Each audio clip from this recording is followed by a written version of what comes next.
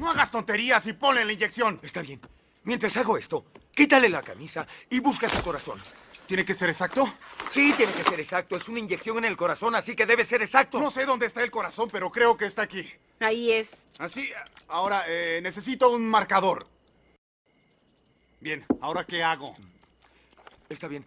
Le pondrás una inyección de adrenalina directo en el corazón, pero tiene una placa en el pecho. Así que tienes que atravesar eso. Tienes que clavar la aguja en un movimiento circular. ¿Tengo que apuñalarla 3 veces? No tienes que apuñalarla 3 veces. La apuñalas una vez, pero tiene que ser con fuerza para atravesar la placa del pecho al corazón. ¿De acuerdo? Y una vez que hagas eso, oprimes el émbolo. Pero después, ¿qué va a pasar? Eso quisiera saberlo yo mismo. Eso no es gracioso, imbécil. Bueno, ¿Qué no entiendes que la voy a no. matar? Se supone que debe reaccionar Eso es lo que todos esperamos. Que reaccione. Si no, ¿para qué le administramos adrenalina a los pacientes en paro cardiorrespiratorio? Después de todo, siempre la hemos ocupado. Creo que están los protocolos desde 1960. ¿O me van a decir ahora que la adrenalina no es tan beneficiosa? No te pierdas el episodio de hoy.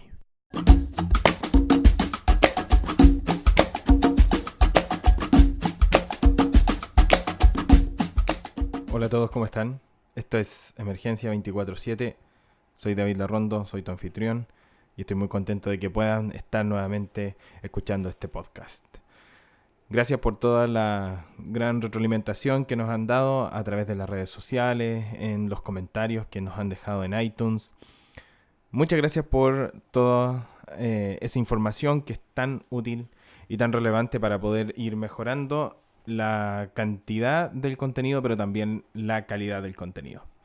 Si esta es tu primera vez acá en Emergencia 24/7, te invito para que puedas ver los episodios previos a este, puedas ir descubriendo los temas que hemos conversado, estrategias para el manejo de la vía aérea, en fin, todos los temas que hasta ahora hemos abordado en el podcast.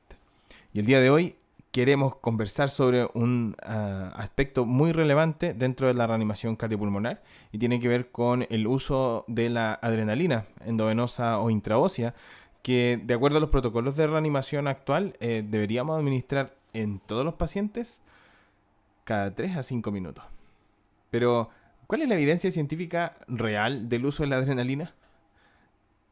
¿Tiene un resultado positivo el paciente que recibe adrenalina versus uno que no recibe adrenalina? ¿Se habrán realizado algunos estudios que comparen este tipo de tratamiento? Bien, eso es todo, algunas de las interrogantes que vamos a tratar de resolver en este episodio. Lo primero tal vez es señalar de que el uso de la adrenalina dentro del paro cardiorrespiratorio está incorporado desde la década del 60 y probablemente incluso un par de años antes. Sin embargo, esta incorporación del uso de adrenalina de manera rutinaria en todos los pacientes en paro no ha sido o no fue acompañado. La verdad es que no fue acompañado inicialmente de buena evidencia científica. Bien, la verdad es que en 1960 la medicina basada en la evidencia todavía no estaba presente, por lo tanto las incorporaciones eran en estudios que se hacían con animales, consenso de expertos, evaluaciones fisiológicas y mucho pensamiento crítico.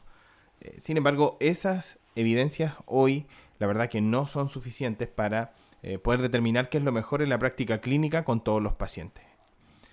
Entonces, hemos utilizado adrenalina de manera rutinaria por mucho tiempo en las estrategias que vamos a utilizar para la reanimación cardiopulmonar de los pacientes, pero sabemos poco de los resultados que tienen los pacientes que reciben adrenalina.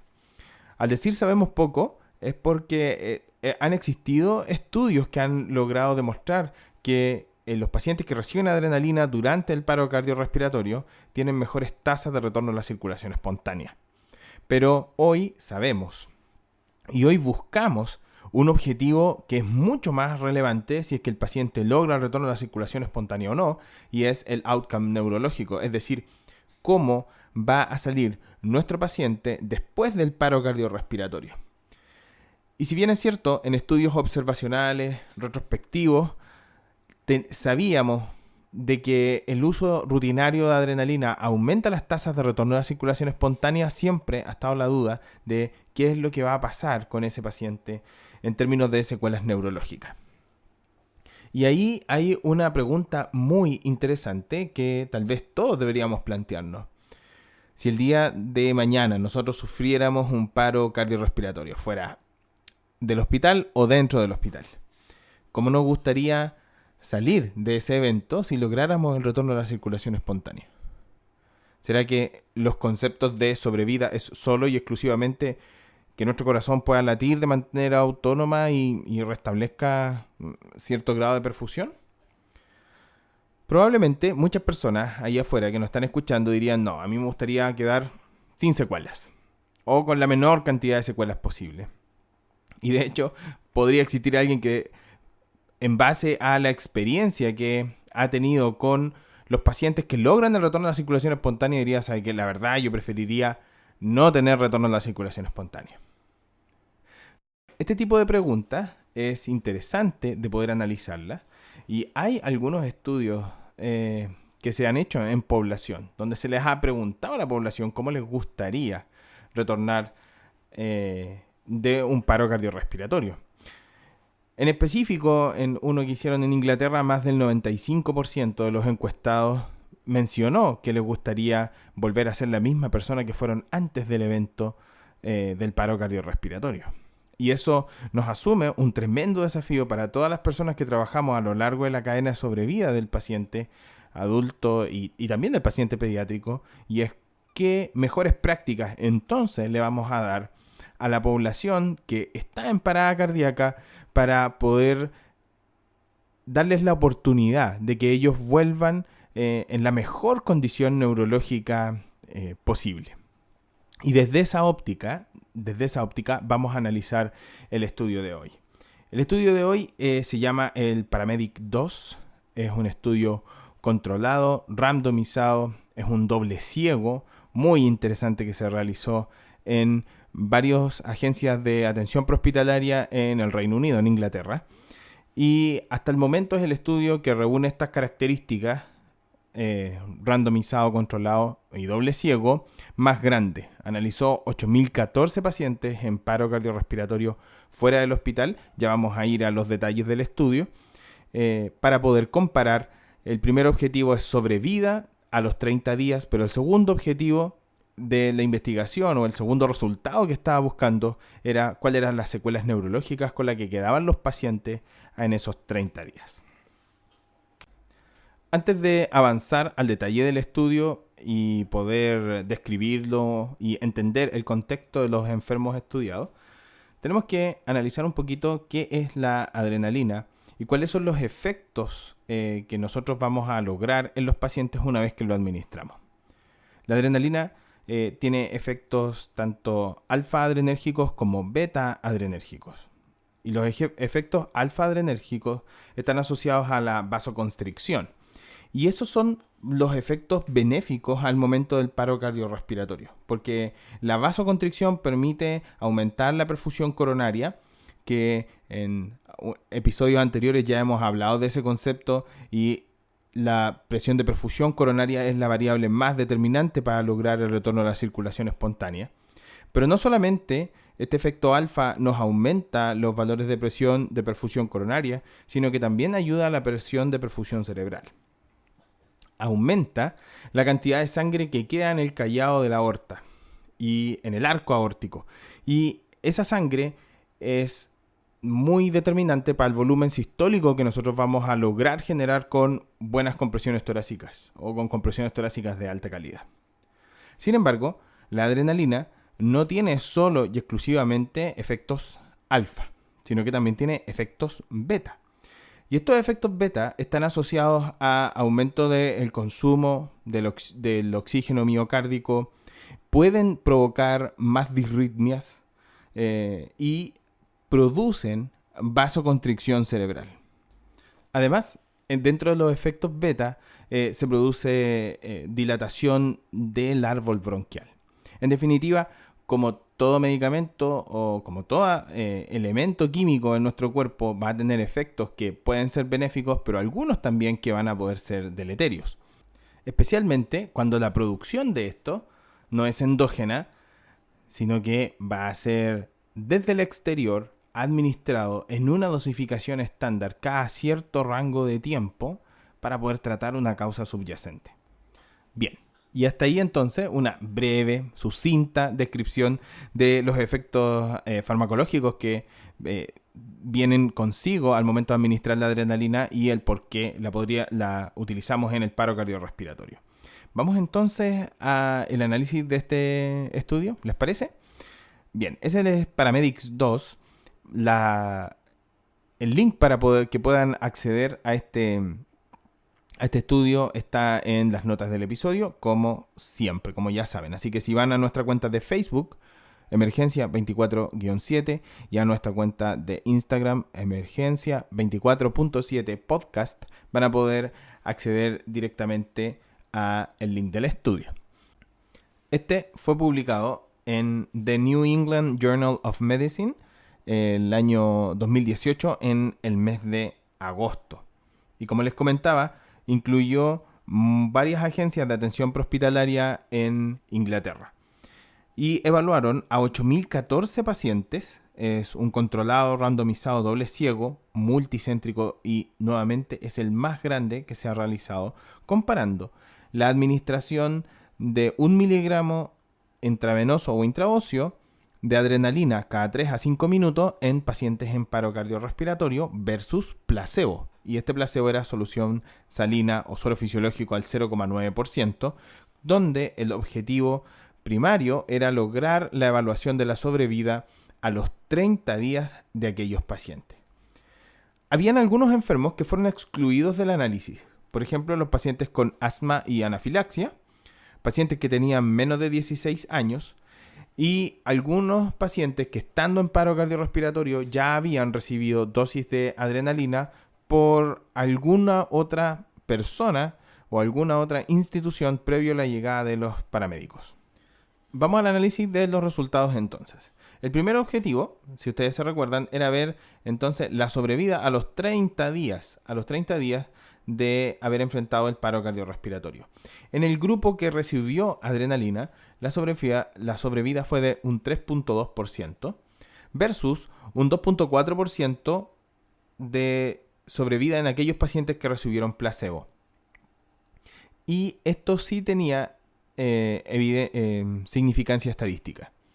Lo que está muy correlacionado con lo que ya se había logrado demostrar en estos estudios observacionales y retrospectivos, donde por los efectos farmacológicos de la adrenalina, nosotros sí sabíamos que lograba aumentar las tasas de retorno a la circulación espontánea. Por lo tanto, este estudio, este primer resultado, no debería sorprendernos. Sin embargo, la gran discusión a partir de los resultados de este Paramedic 2 viene cuando hablamos de los resultados secundarios. El resultado secundario buscaba determinar el outcome neurológico de los pacientes que habían sobrevivido a los 30 días. Y esto es porque la definición de sobrevida es muy amplia. La definición de sobrevida puede ser de un paciente que esté en estado neurovegetativo persistente hasta alguien que haya logrado mínimas secuelas neurológicas. Por eso que hoy la gran mayoría de las investigaciones que está tratando de identificar aquellos aspectos que son centrales para poder lograr mejor resultado neurológico se están abocando a ese objetivo. Ya no es suficiente medir cuál es nuestra tasa de retorno a la circulación espontánea, sino que nuestro objetivo real de investigación, y no solo de investigación, sino que de tratamiento, debe ser el paciente. Y un resultado que busque tener al paciente en el centro de la investigación. Y por ello entonces es que todos están centrando sus esfuerzos en lograr identificar cuáles son las mejores prácticas para lograr pacientes neurológicamente intactos. Entonces, a la alta neurológica no hubo diferencia estadísticamente significativa para los pacientes que lograron la mejor condición neurológica en el uso de adrenalina versus el placebo. Para el grupo que utilizó adrenalina, el 2.2% versus el placebo un 1.9%, pero sin significancia estadística. La evaluación de las secuelas neurológicas se hizo de acuerdo a una escala que se llama el Modified Rankin Scale, que logra determinar en 6 estadios cuál es la secuela neurológica con la que han quedado los pacientes. El puntaje 0 es que quedó neurológicamente intacto, no hay síntomas significativos. Cuando el puntaje es 1, no hay discapacidad significativa y la persona es capaz de hacer cosas de la vida diaria sin ningún tipo de ayuda. En el puntaje 2, la persona tiene una discapacidad muy leve, pero puede satisfacer todas sus necesidades por sí solo, aunque no es capaz de desenvolverse en las mismas actividades que tenía previo al evento. Y en el 3, tiene una discapacidad moderada, requiere algún tipo de ayuda para satisfacer sus necesidades, pero es capaz de caminar sin asistencia. ¿Por qué hago la descripción de estos primeros estadios del Modified Ranking Scale? Es porque hasta el puntaje 3, es decir, tiene moderada discapacidad, pero es capaz de caminar por sí solo, era lo que se identificó en este estudio como buen outcome neurológico. Y es importante hacer la mención porque hay otras investigaciones que han sido mucho más ambiciosas y el mejor outcome neurológico lo consideran hasta el puntaje 2. Luego, los puntajes 4 y 5 va aumentando la severidad hasta que en el 5 es discapacidad severa que requiere atención constante para satisfacer todas las actividades de la vida diaria, y en el puntaje 6 es mortalidad. Entonces, y volviendo al análisis de los resultados del outcome neurológico, para el outcome neurológico favorable, es decir, en aquellas personas que obtuvieron hasta el puntaje 3 en el ranking en la escala, no hubo diferencia significativa. Sin embargo, en aquellos pacientes que quedaron severamente secuelados, puntajes 4 y 5, los resultados fueron absolutamente distintos. Más pacientes que recibieron adrenalina estaban en estos estadios. El grupo que recibió adrenalina con secuelas neurológicamente severas fue de un 31% versus el placebo solo un 17.8% y además con significancia estadística. Es decir, la adrenalina vio aumentados los efectos en las tasas de retorno a la circulación espontánea y en aquellos pacientes que quedaron severamente secuelados luego del paro cardiorrespiratorio. Vamos a hacer algunos comentarios en relación a estos resultados al final en las conclusiones de este episodio. Hay algunos otros datos relevantes e importantes de señalar. Por ejemplo, 650 pacientes lograron el retorno a la circulación espontánea sin recibir adrenalina. Fueron enfermos que fueron detectados precozmente, recibieron RCP por testigo, descargas precoces y lograron el retorno a la circulación espontánea antes de tener que recibir una dosis de adrenalina. Y es por eso que las tasas en general de sobrevida son tan bajas. La sobrevida anduvo cercana al 3.2%. Y siempre queremos conocer valores de tasas que son mucho más elevadas. Lo lamentable es que, independiente de la técnica que estemos estudiando o el medicamento que estemos estudiando, en términos generales las tasas de sobrevida nunca logran superar los 7 al 9%. Y en este caso estuvieron en el 3.2% en la sobrevida general. 70% de los pacientes estaban recibiendo compresiones torácicas previo a que llegaran los paramédicos en la escena. Es un tremendo valor, un tremendo valor. Habla de que desde la central telefónica le estaban orientando y ayudando para iniciar las compresiones torácicas, pero sin duda está hablando del nivel de entrenamiento y de conocimiento que tiene la sociedad civil en su totalidad. El tiempo de desplazamiento de las ambulancias tiempo de desplazamiento promedio, un número tremendo, 6.5 minutos desde que se gatilla la ambulancia hasta que la ambulancia y la tripulación llegan a la escena.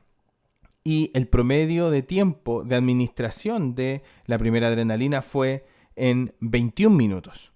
Y esto porque existen diferencias pequeñas en términos de los protocolos de reanimación. Y en ese momento, al momento de levantar los datos de este estudio, el Comité Europeo de Reanimación para los ritmos desfibrilables sugería la administración de la adrenalina luego de una tercera descarga. Vamos a otro de los resultados que es bastante interesante. ¿Qué pasa si comparamos los ritmos desfibrilables con aquellos ritmos no desfibrilables? Del punto de vista teórico, tal vez nosotros esperaríamos más efectos o más retorno a la circulación espontánea y también pacientes neurológicamente con menos secuelas en aquellos paros cardiorrespiratorios producidos por asistolía o por actividad eléctrica sin pulso versus aquellos paros cardiorrespiratorios por ritmos desfibrilables. Sin embargo, no hubo diferencia estadísticamente significativa tampoco en este subgrupo. El estudio es muy bueno, insisto, es el más grande que se ha hecho hasta ahora. Es controlado, es randomizado y en doble ciego. Sin embargo, tiene algunas limitaciones. Por ejemplo, no contempló cuáles fueron los cuidados posparo que se le iban a dar a estos pacientes en las instancias intrahospitalarias. No sabemos cuál era el estado neurológico de los pacientes previo al paro cardiorrespiratorio. Eventualmente puede haber existido la posibilidad de que alguna persona haya tenido secuelas previos al paro cardiorrespiratorio y que por ende su recuperación o su outcome neurológico luego del evento no iba a ser la óptima. Hay falta de recopilación de los datos de calidad de la reanimación de todos los pacientes. Se hizo recopilación de datos, pero solo en algunas áreas, no de los 8.014 pacientes y solo en los primeros 5 minutos de resucitación cardiopulmonar. Lo interesante del concepto de calidad a lo largo de la reanimación es que no es un elemento que nosotros podamos incorporar solo en algunos estadios de los intentos de resucitación, sino que la calidad debe ser a lo largo de todo el proceso de reanimación cardiopulmonar, pero también de la atención de los cuidados posparo. Ya existían investigaciones que habían comparado menor cantidad de dosis, espaciar los tiempos de administración de la adrenalina, y algunos también ya habían comparado el uso de adrenalina con otro tipo de vasopresores. Sin embargo, hoy, junto a esa evidencia, más la evidencia que nos entrega el Paramedic 2, sabemos que la administración rutinaria de adrenalina en los paros cardiorrespiratorios fuera del hospital nos va a ayudar a aumentar las tasas de retorno a la circulación espontánea, pero no tiene efectos beneficiosos en la recuperación neurológica de nuestros pacientes, que ese es nuestro objetivo final. Cada vez que un enfermo enfrenta un paro cardiorrespiratorio, nosotros vamos a poner lo mejor de nuestros esfuerzos como sistema para que la persona logre salir de este evento con las menores secuelas posibles.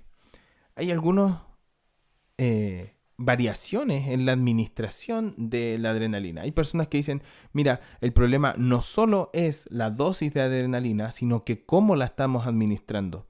Y ellos hablan de una administración fisiológica o guiada por metas hemodinámicas. ¿Habían escuchado antes de eso? La administración fisiológica básicamente plantea de que es antifisiológico administrar 1 miligramo de adrenalina en bolos. Hace que la respuesta hemodinámica que nosotros vamos a tener del paciente va a ser una suerte de montaña rusa, con valores demasiado elevados y después con valores demasiado bajos. Y que el enfermo se beneficiaría mucho más si es que la administración de este miligramo de adrenalina lo hacemos en un lapso de tiempo, lo hacemos en esos 5 minutos. Ellos postulan administrar 200 microgramos por minuto, de manera tal que al lapso de los 5 minutos el enfermo ha recibido la misma dosis de adrenalina, pero manteniendo niveles séricos y logrando efectos hemodinámicos mucho más estables a lo largo del tiempo. Hay otras personas que plantean de que el uso de la adrenalina puede ser guiado con monitorización de una línea arterial, donde vamos a buscar lograr presiones arteriales diastólicas en la fase de relajo de la compresión torácica por sobre los 25 milímetros de mercurio. Y que si eso lo estamos logrando con buena calidad de las compresiones torácicas y todos los otros elementos que están detrás de una reanimación de calidad, eventualmente no sería necesario administrar adrenalina a todos los pacientes en paro cardiorrespiratorio. Ambas propuestas suenan bastante atractivas, pero la verdad es que tampoco tienen evidencia científica de que tengan mayor beneficio que la administración estándar. Entonces, ¿qué hacer? ¿A todos los pacientes en paro les vamos a seguir administrando adrenalina endovenosa? Creo que la respuesta es sí, ya que no podemos modificar nuestro actuar clínico solo y exclusivamente por un apunte, por un paper, por bueno que sea. Esto requiere de más investigación, pero más allá de generar más datos, es cómo lograr implementarlos dentro de los protocolos y dentro de los formatos de entrenamiento. Hoy sabemos de que la adrenalina nos va a ayudar a aumentar las tasas de retorno a la circulación espontánea. Pero también sabemos de que va a estar asociado a peor outcome neurológico de los pacientes. Por lo tanto, nuestro énfasis va a tener que estar en optimizar aquellas cosas que mejoran el outcome neurológico de los pacientes. Y les voy a dar algunos datos que nos pueden ayudar a comprender esto. Gracias al Paramedic 2, sabemos que para lograr la sobrevida de un paciente en paro, tenemos que administrar rutinariamente a 112 pacientes adrenalina para lograr salvar a uno. Ese es el número necesario de pacientes para tratar de cualquier estrategia. Pero el número necesario de pacientes para tratar con compresiones torácicas administradas por testigos es 15. El número necesario de pacientes a tratar con reconocimiento precoz del paro es 11.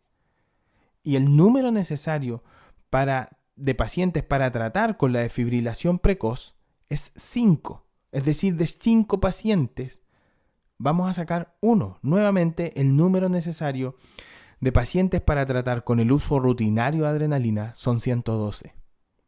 Esa es la perspectiva en términos generales. Y este estudio es muy útil, va a ser muy bueno. Sin duda va a provocar modificaciones en las guías de reanimación que vamos a conocer el 2020.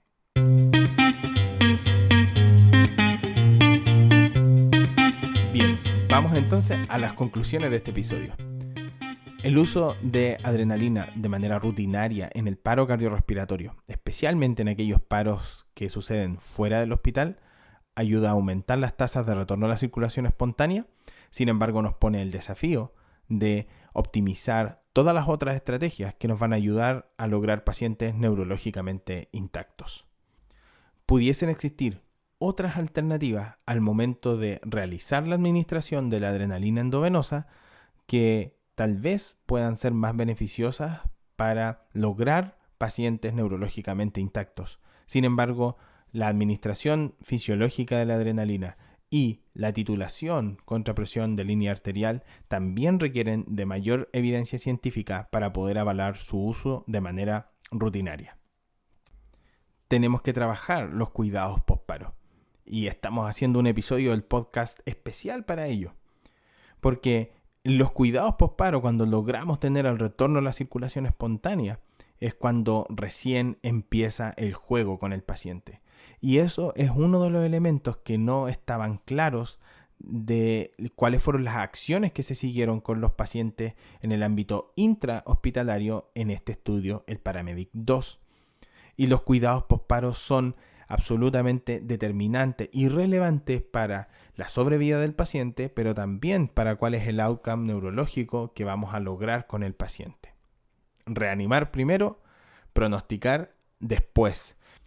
Esa debe ser la premisa que tenemos que utilizar al abordar los cuidados postparo del paciente que logró el retorno a la circulación espontánea.